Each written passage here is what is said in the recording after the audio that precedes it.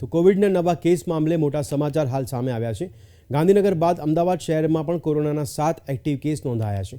આ તમામ 7 કેસ પાછલા એક સપ્તાહના છે, જેમાં 7 પૈકીના 5 કેસ વિદેશથી આવેલા છે, જ્યારે 2 કેસની ટ્રાવેલ હિસ્ટ્રી નહીં ઓસ્ટ્રેલિયા, યુકે અને સિંગાપોરથી આવેલા છે।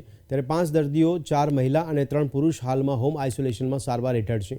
15થી લઈને 70 વર્ષ સુધીના દર્દીઓ હાલ ઘરે સારવાર લઈ રહ્યા છે। જોધપુર, પાલડી અને ઘાટલોડિયા વોર્ડમાં આ કેસો નોંધાયા છે।